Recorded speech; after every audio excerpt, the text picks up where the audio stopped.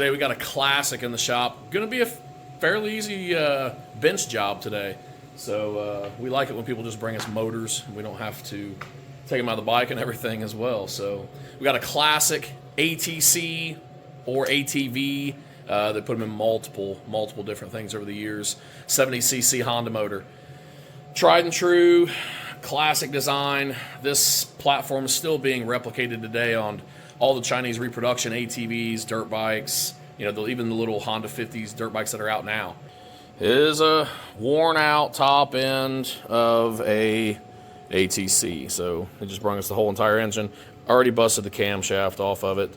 We're gonna bust this down the rest of the way today, and we have a plethora from Duncan Racing of whole top end parts. Brand new cylinder head, already loaded with valves. We'll obviously have to check our valve clearance, all the gaskets, all the O-rings, fresh piston, the whole 9 yards. So should be a pretty straightforward build. To go ahead and bust off the top head bolts for this cap that kind of holds everything on in a tower effect. So before we bust any of this actually apart though, we want to make sure we clean around the base here. All this junk and debris, we're going to have to scrape it for gaskets and stuff anyway, so the more we can get off now before we bust it apart keeps us from getting contaminants on the inside. Okay, with that semi-decontaminated all the way around the outside, we are ready to pop this cylinder off. Comes off pretty straightforward just like that.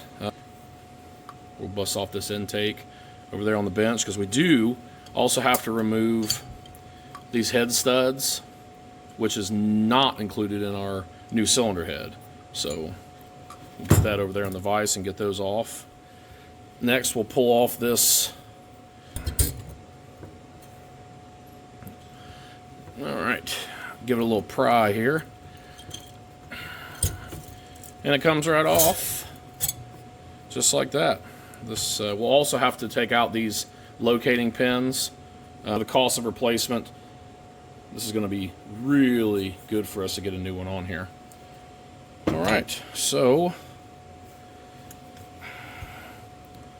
let's pop our piston pin, wrist pin retainer clip out.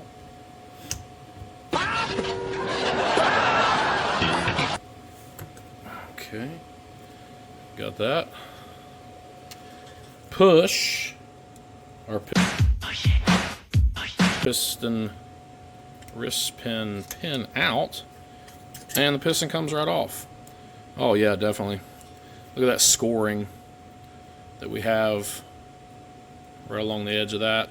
Definitely getting a lot of blow by. Blow what? I'm sure these rings are just wore out as well. A lot of carbon deposits on the top end. So, and it does right here, Honda. So OEM piston, and I'm sure it's original back from the 80s when this thing's from. So we'll check our crank play here, holding our flywheel still. We do not have any upward and downward movement, which is great. Not really hardly any lateral run out on the rod, base of the rod as well. So I'd say that's great for us. These things usually will last fine. Everything turns smooth, chains rolling freely. So, all right, that's great. Let's get into stripping these cylinders down and swapping over everything we need on them. What we do have to worry about on this engine is, as you can see here on this new cylinder head, we have this recess here, and then this hole here. What we have is this orifice and this orifice needs to be sealed and let everything come up for our oil flow. It's going to lubricate our top camshaft and everything. So if we look on our cylinder that we took off, we want to remove these locating pins. And there is also not really a locating pin, but it's so much of a guide that has a little bell and O-ring. This has a flare on it to kind of hold that O-ring down. So I'll have to swap all that over, and this one's already coming out.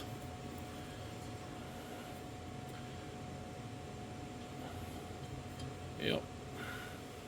So that is a little keeper that goes on the inside of this recess to keep our seal from walking left and right, so we'll have to swap that over. And really, that's all we need off of this cylinder. Oh, got another locating pin on the bottom here to get that out. Good deal. Okay, let's get all this swapped over to the other cylinder head, so it's ready to install in a little bit. Alright, I already know. Don't give me a bunch of hell about running this thing down in the vice jaws. Guys, this is trash. So we're not going to use that. So we're not worried about it.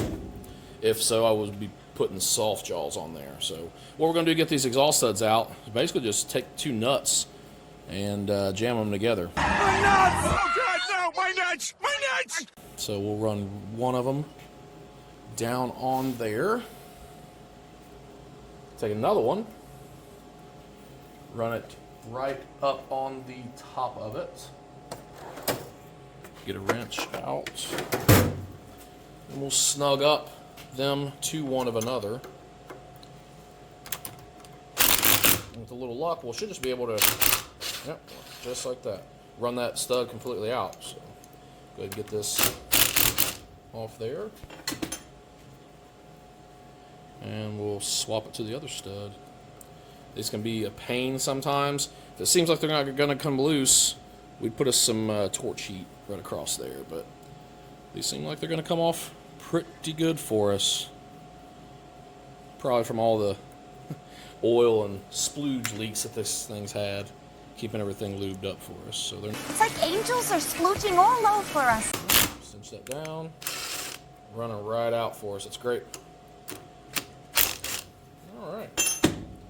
So we can leave these on there because we'll have to do the same thing, basically in reverse, to run it in the, well, drop that one, in the new cylinder head itself.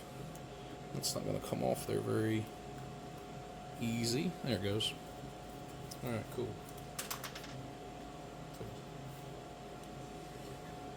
So, get that out of the way. With our new cylinder head, I love to use this, it's kind of really dense, squishy styrofoam when I'm putting new pieces in the vise like that, because we obviously don't want any vise marks on our head gasket mating surface or anything. So it's not really clamped in there hard anyway. We're just running these studs in. So with our new, well, not new studs, used studs, we're going to just put, I mean, it doesn't take much, just a fuzz on there. Run these in by hand. Oh, that's beautiful. Bottomed out, felt like. And guys, keep in mind, if we're running these in and it does seem like they're going to bottom out, we don't want to go killing them all the way in. We can have a potential to split this casting. So that's why we're putting a little bit of Loctite on there to make sure, once we run these down with this jam nut, that it doesn't really back out. We don't want to run these in there like a dead blind hole bolt, snap everything. So, all right, holding that on there. Same thing we did with the other side, or the other cylinder head, just in reverse. And that's all we need.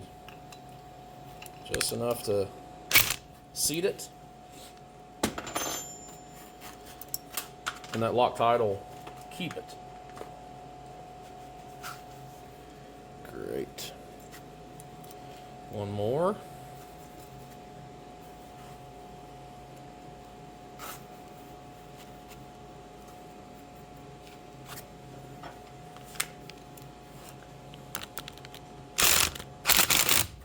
And that's it. If you're inexperienced with using your own impact and kind of knowing how it works, you might want to do that with a regular wrench too. I've kind of got quite a good feel for how much torque that my little Ryobi puts down. Funny story. It's story time. I bought a Ryobi kit when I bought my property I'm currently in. Cheap. Thought I'd, we'll use it, throw it away, whatever, see how long it lasts. 8 years later, the thing won't die. Funny story. Is he serious? That's it. This story sucks. All right, so got that out of our vise. Valves are in. These are in. So we will have to, like we were saying before, adjust our valves after we get this thing put on. So this thing should be ready to go. All right, moving on to those locator pins that we took out of the other cylinder. This is that flared one. We do have a new O-ring on it. I went ahead and put a new O-ring on that piece that sits in there. So our locator pins on the other cylinder were here, here, this seal with this retainer in the middle that keeps it from walking around sits flat right in there. This doesn't sit in there very well. What we can do is put a little bit of tack on it to keep it to hold for us. But for now, we're just going to keep an eye on it and make sure when we squish that down on there that it's going to stay. This flared locating dowel gets that O-ring squished right next to it and goes in here. And what happens is when we push down, when we clamp this cylinder head down on here, the surface where the head gasket goes has a recess,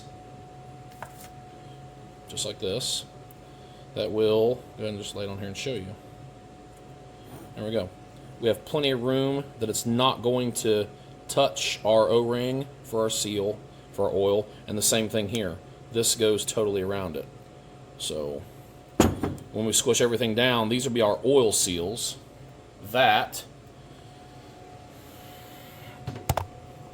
come up right through there. Possibly a very boring part, or interesting part, depending on how you look at it, is an area we need to pay a lot of attention to, which is our ring end gap on anything new. Piston, rings, cylinder, stuff like that. Always check your ring end gap before installing stuff. You don't want to seize anything up. So we're going to install our second ring here. Square it up with our piston. Run it, I like to go about halfway down on the piston. And we're going to check our ring end gap. Ring end gap is meaning our cylinder ring, or piston ring. See that slice that in that piston ring? So that's what's called ring end gap. Too close, when we start the motor, it will swell and it will seize right around this piston and lock up. Too much ring end gap, we lose compression, we have blow by, burns oil, just doesn't perform at all or even run. So that's why we check ring end gap, feeler gauge. Every kit comes with its own spec, or should, and if not, look up your OEM specs on what it should be, or manufacturer's recommendation from the piston on what they're recommending. So with that gap that we just seen in there, basically this is what we're supposed to have, and we will feeler gauge this to see that yes, it passes right through and doesn't give us really much of any resistance, which is what we want. So if for some reason this our gauge, what thousands were spec'd out to, was not to pass through, we would file that ring end gap down right there with it out of the cylinder to match whatever specs we need for our feeler gauge. If it's already too large, chances are your cylinder is wore out from all of the wear from the piston stroke. It'd be time to have a new cylinder. So seems like this kit is spec'd out pretty good right out of the box with ring end gap, cylinder bore, and so on. So this ring is ready to go. We will check our top ring, our compression ring, just to see if we are the same. Square that up in the cylinder. This is what we're calling for. And there's our ring gap. Yeah, and we're going through just fine. No real resistance. This is perfect.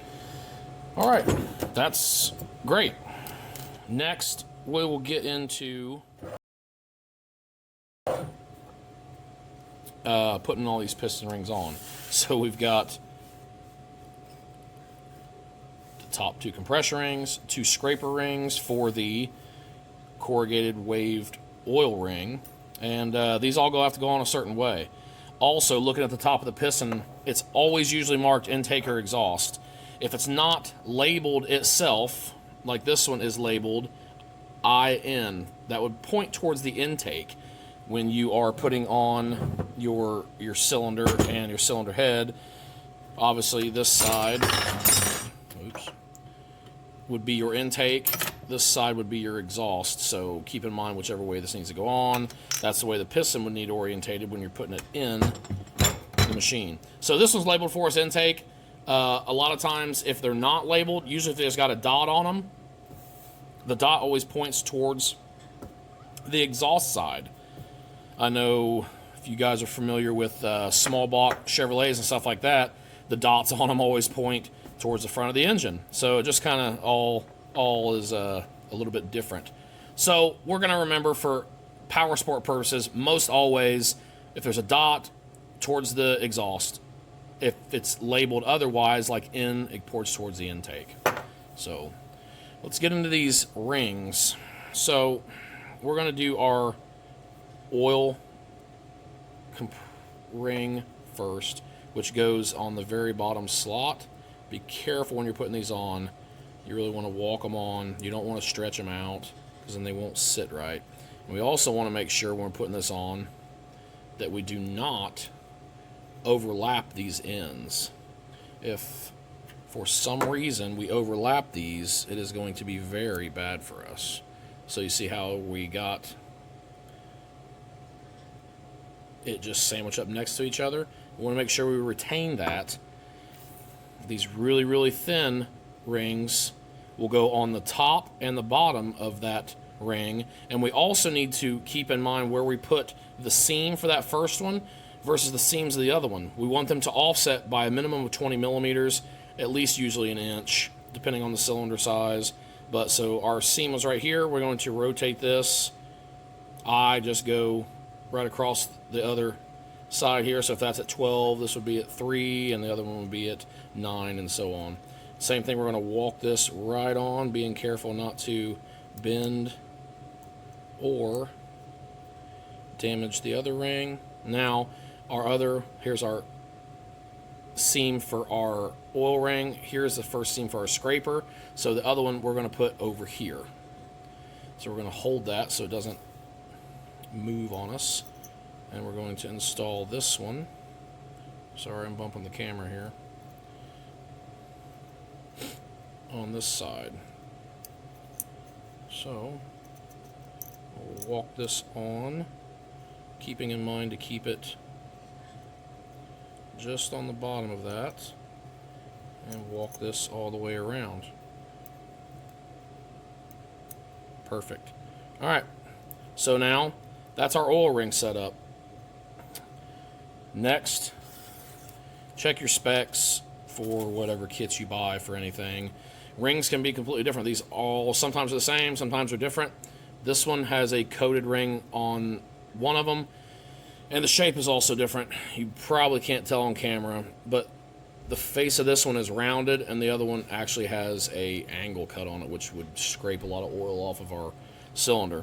So this one for us on this case is going to go on the middle gap. We also want to keep these ring end gaps staggered, keeping them away from the intake and keeping them at 120 degrees apart. So 120 degrees apart makes our 360 degree total circle. So if I was to put one here where my thumb is, and this over here is where we have our oil scraper rings, and if I put the top one on here, where, you know, stuff inside of our groove, our ring groove, make sure that there is no tabs Some of them make it idiot-proof for you where they have a little dowel sticking out inside of this groove where this ring in gap here can only go on in one position. So this is not the case for this one, but just to notate. So there's our intake. There's the one ring. I'm going to put this one on this way. We'll also have to make sure when we put this in the cylinder that it doesn't move around, because these will move around a little bit. So, all right, we are installed there. We will add a little bit of assembly lube to the inside of this where our wrist pin's going to go, and to the rings here. Not a bad idea to go ahead and pre-oil these with some motor oil. You can even use assembly lube, but motor oil is just fine. So let's get this wrist pin installed. All right, we got our assembly lube out. Gonna be generous with our pin. Lather that up. So wet. Sopping wet. On this particular motor, we don't have a wrist pin bearing. Sometimes we have a wrist pin bearing that will go around this wrist pin and in between the crankshaft rod itself. But that is not the case with this one. And most 4-strokes, a lot of 2-strokes, will have a wrist pin bearing. These keepers will sit in a recessed groove on either side of the wrist pin hole, and really that's all it does. Keep it from walking back and forth. With our intake facing up, I like to slide it away from the timing chain hole side. So we will put this one in the groove and push it in. They can be a fight.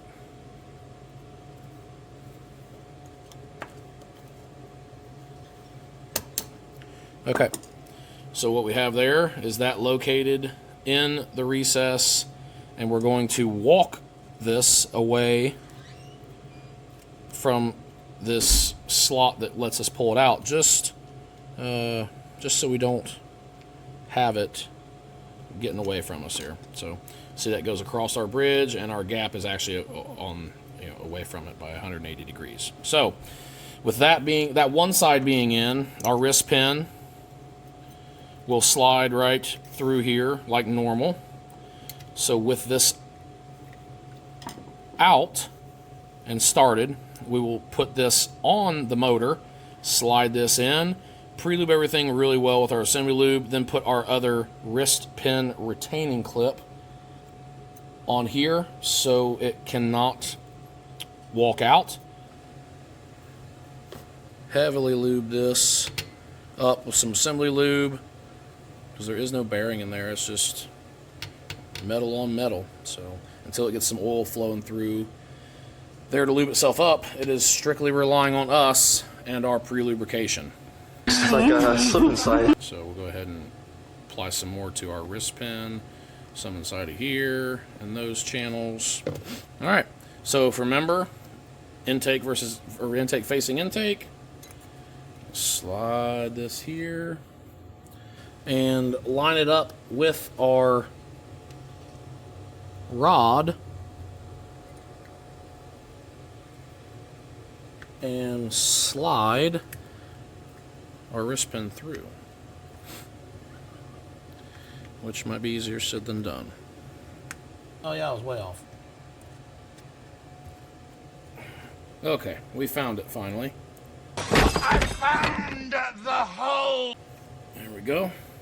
Now we're going to make sure this is pressed all the way in, because we're going to just barely be able to see that little bit of a groove where this wrist pin retainer clip has to snap in.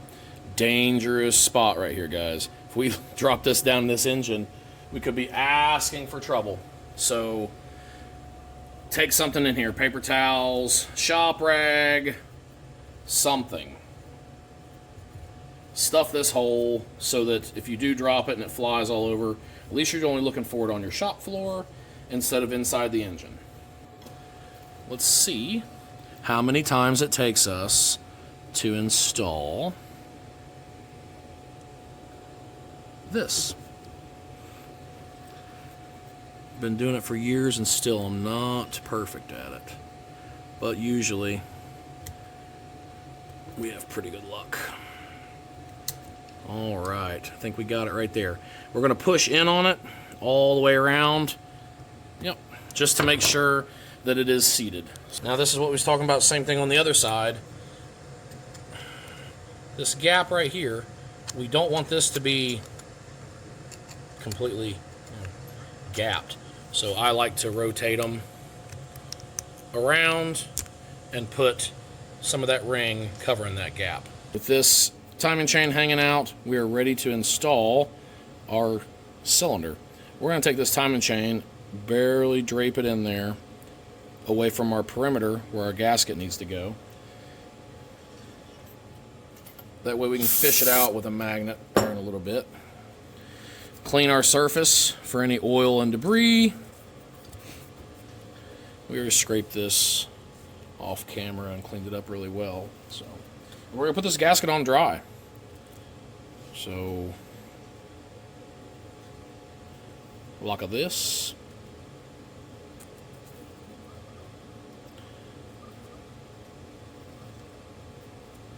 And we should have enough room around this gasket. Remember these locator pins that are already on the base of the motor, sits on there perfectly. Our holes line up. We also want to make sure that this little oil orifice on this other side, let me rotate you around a little bit here, is not blocked. So it does not seem to be blocked. We are good there. The gasket seems to be flat. All right. We're going to lubricate our rings. It doesn't take a bunch. This is a little small piston, just so that they're not dry when putting them in there. I just use WD-40. I wouldn't really recommend assembly lube on that. It's a little bit too thick. Just something to give us some lubrication as we slide it on there. Check the bottom of our cylinder for anything. No debris, nothing like that. We will go ahead and lube the inside.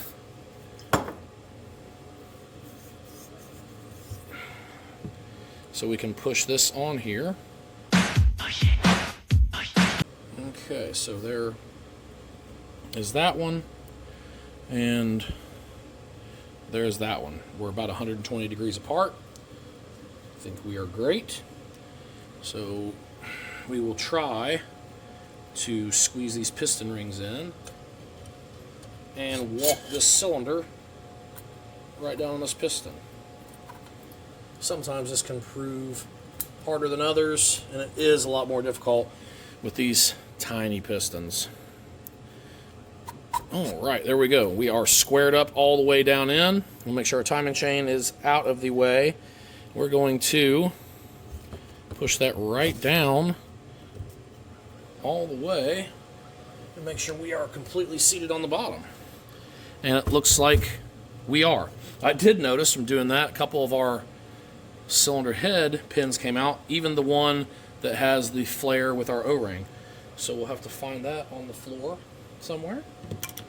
And, oh, there it is right here on the bench. So let's get that back on there. Like so. All right, we're going to clean the surface of this as well. This is a paper style head gasket with some, so we don't have to be too crucial on if this was just a metal style head gasket about it being completely perfect.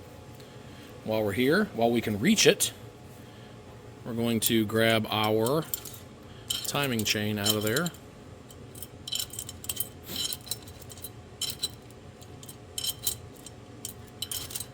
Or attempt to.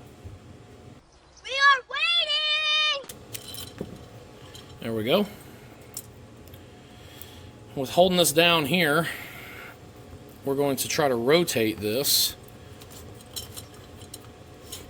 Great. Cylinder's moving up and down just fine. We're going to put it on top, dead center, as close as we can to it. That way it kind of holds everything a little bit better in place for us. Let's get our other gasket. It's going to go right there for our full return. Perfect. And line up this head gasket. Once you put on this head gasket, it really should hold this in there for us. So slip our timing chain through.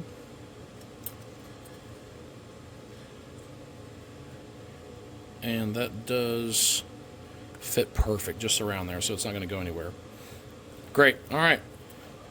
Next, before our timing chain falls all the way down in there, we have an idler wheel that sits down in here on a pin that threads just through the side of the cylinder here itself. So we need to slip that through the center.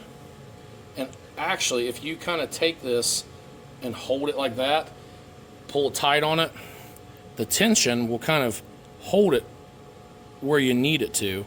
So we're going to slowly push it down in there and then see where we can find the center hole. Might have went down too far. Try pulling it up a little bit. Just like that. So this is going to thread in. We'll just hand tighten that for now because we can run that in at any point. What that's going to keep us from doing is dropping our chain completely down in there. So we will be able to grab it from here with a magnet through the cylinder head itself. Alright, let's get the cylinder head on. We do have all of our O-rings and everything where they should be. Base of the cylinder is clean. So yes, we are ready to drop this home. So there we go. I'm going to try pulling this chain up through before we sandwich it all the way down to make sure we have enough room.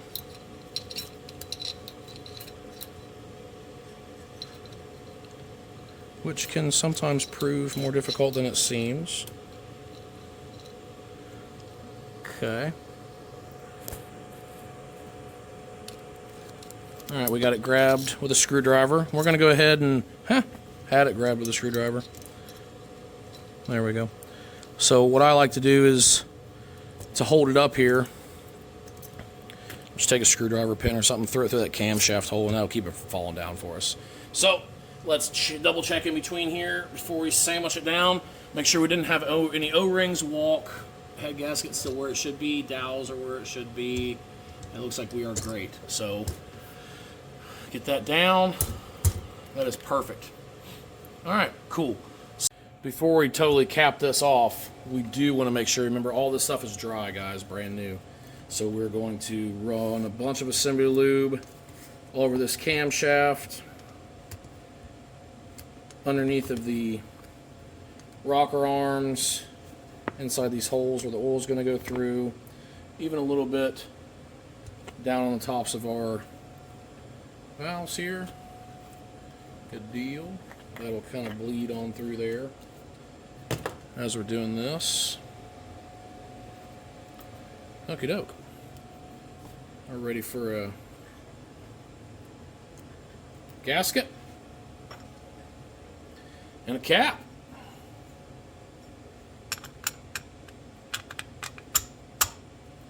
Okay, got some washers, some thrust washers. It looks like at one point in time this didn't have, or was missing, one of these capped off nuts, so somebody just got a regular nut on there, which isn't really that big of a deal. So this doesn't hold any compression or anything like that. Alright, so in a crisscross pattern, we're going to cinch these down.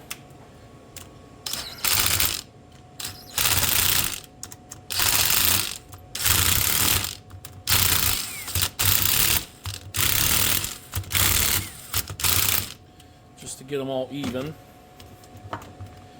We'll get a ratchet on here.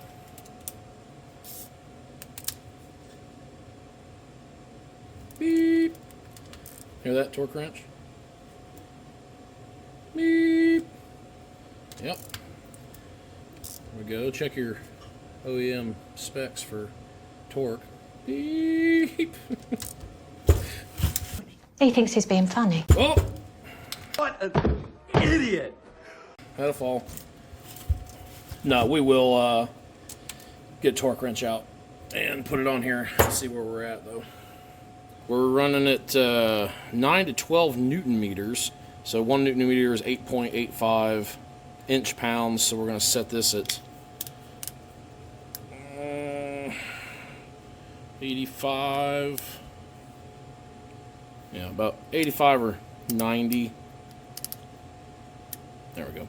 85 or 90 inch-pounds, and that's the same equivalent. So let's torque these down. Oh. Yeah, we're already there on that one. Oh, that one just bent a little bit before it went. So we're there on that one. Yep, we're there. So yeah, maybe I over-torqued them. Let's actually see what they're at. I'm curious to make sure I didn't over-torque these. Let's run it up to 95, which is still in spec, but it's on the higher end of the spec. I don't want to crush these too much, but okay, yeah. So we are right in there. We're bending it before it completely breaks. It is tightening it some still. So yeah. All right, great. All right, to kind of explain this cam timing a little bit, our cam sprocket has a dot on the top of it, and that dot is going to line up with this hash mark when we slide it on there, when we tooth it in, to make sure that that lines up. Now that also has to coordinate down here on our flywheel. We have a couple marks. We have a F, and then we have a T with a line. That T is our timing line, and this is actually a top dead center. So our timing line is before top dead center. On the case half, you see that little indentation right there? That's where we're going to line up our T hash line, just like it is there, not on the F like that would be, but right there where that T's at. And it could be tricky to hold because it's right at the top dead center where it wants to lay over, so we're going to get it really close. Then come over here, put our cam sprocket on, line our cam bolts on, then double check everything to make sure we're all lined up. We can remove our screwdriver that's holding our chain up, since we got it pretty close down here on our T mark, and pretty much slide our sprocket in without dropping it.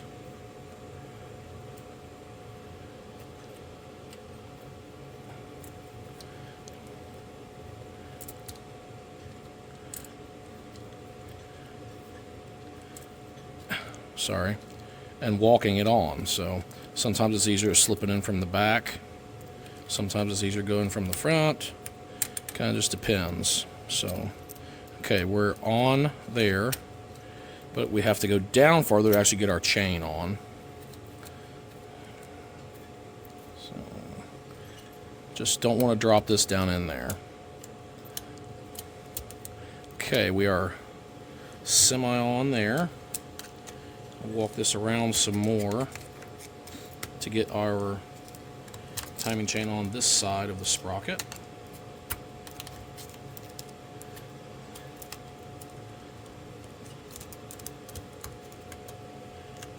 Almost. Okay. All right. And that's the hardest part, is kind of getting it lined up on there. We do still have a ways to go as far as checking it where our timing mark is in the coordinates to our hash line. So now that we're on the sprocket, though, we can roll it back and forth a tooth or two to kind of see where we're at. So let me get this motor rotated a little bit so I can see. Okay. All right, looks like, and right there's our T mark. Yeah, it looks like we need to roll this back one tooth because we are off just by a little bit. Let me show you that. So down here, we are lined up with our T But right here, we are not lined up with this hash and our dot. So let's rotate this back one. Just going to walk this chain one tooth over, and we should be good enough there.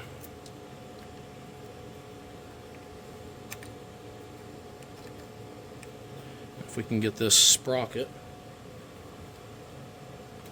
up on the camshaft,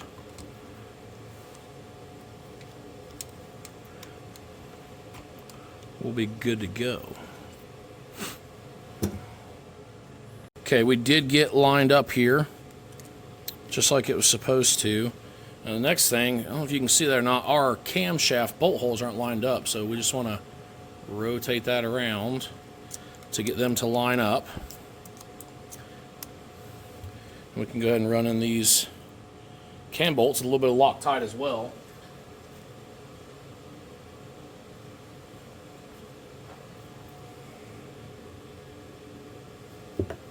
Get this thing torqued down.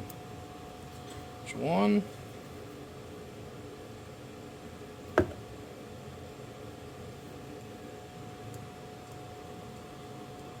Two.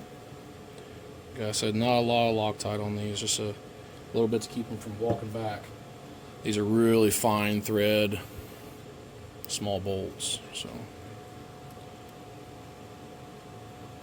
okay.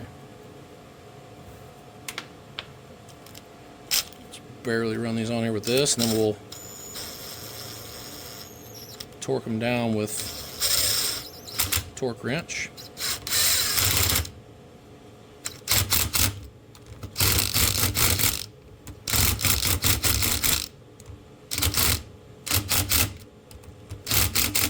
Okay. Let's double check them here. Yep. Okay.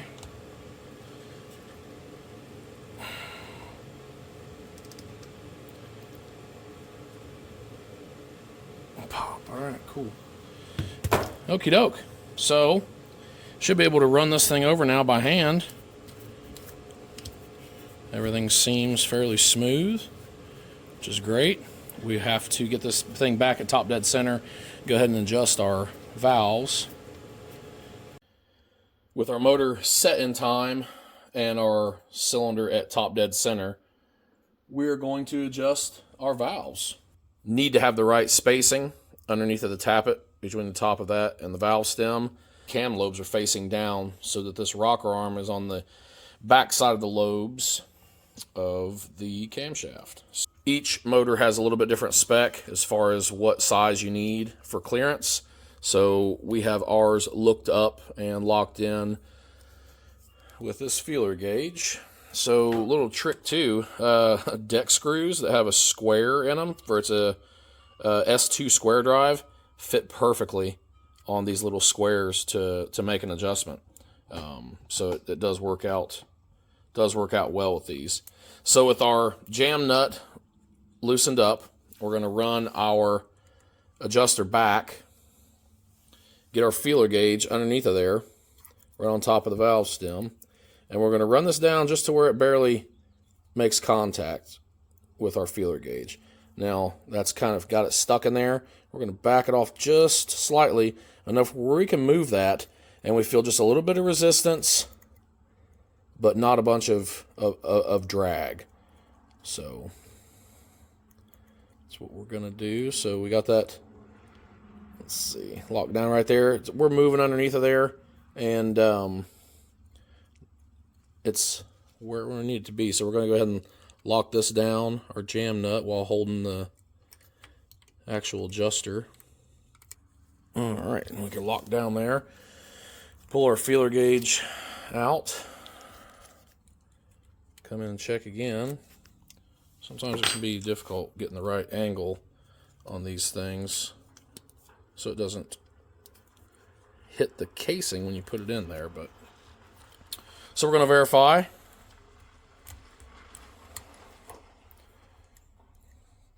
That feels pretty good. So, same thing on the other side. We're going to adjust the intake the same way. Get these cam caps on here. Okay, finishing this thing out with our adjustment caps. Get those on there and snug those down. Not a bunch of torque on these because they're just inspection covers, and all they got to do is really just seal out the oil. Then the only other thing we got to do to the top end of this is get our cam sprocket cover and gasket put on, and on the other side, this retainer.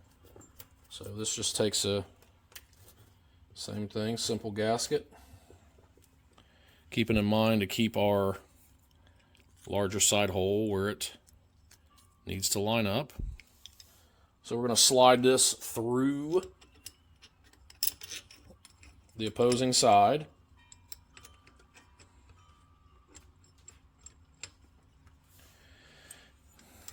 This has a little notch right here where this tab is going to sit to locate our cam sprocket cover. Just like that. And run this bolt in from the other side, and it kind of sandwiches itself together. So,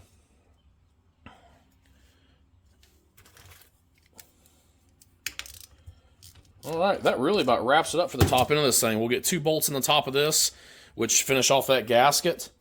1 more bolt right here to keep this timing chain side to seal, and that's it. So, taking our little bench project, ATC 70, from wore out, gross, to all fresh, should be good to go.